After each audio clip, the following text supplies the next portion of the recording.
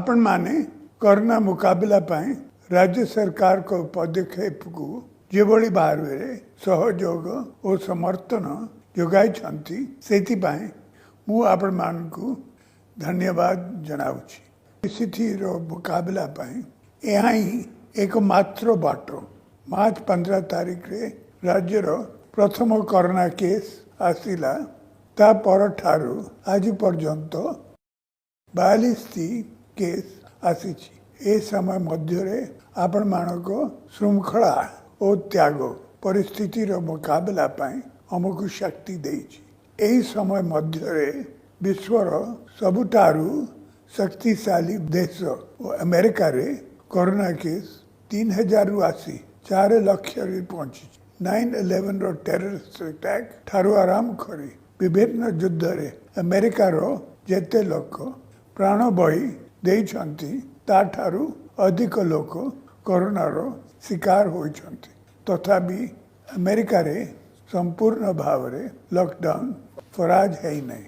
एक कठिन परिस्थिति रे हमकु मनुष्य जीवन एवं अर्थनीति मध्य रे निष्पत्ति नेबा को हेबो।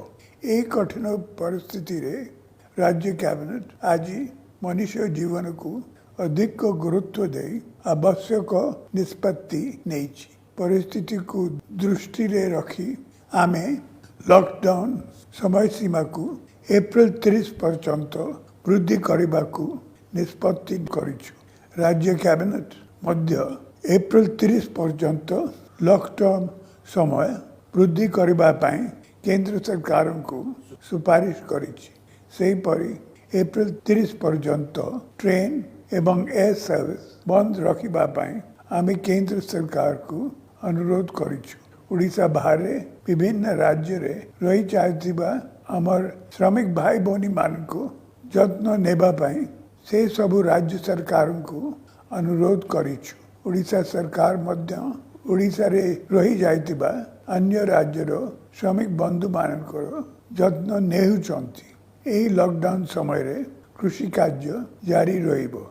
गरीब लोक को रोजगार देबा पाई NREGS कार्यक्रम जारी रहिबो। किंतु एही सब काम रे सामाजिक दूरत्व रक्षा उपरे विशेष गुरुत्व दिया जीवो। लोकों को खाद्य निरापत्ता आम पाई गुरुत्वपूर्ण।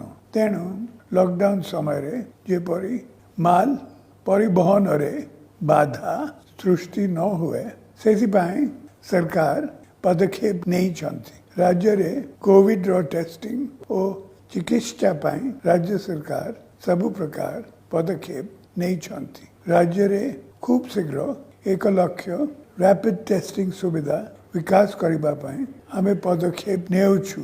जो डॉक्टर माने मोर अनुरोध रक्षा करी टेलीमेडिसिन सेवा जोगाई देबा पाई आगे आसुछंती से मानकु मु धन्यवाद जनाउछि।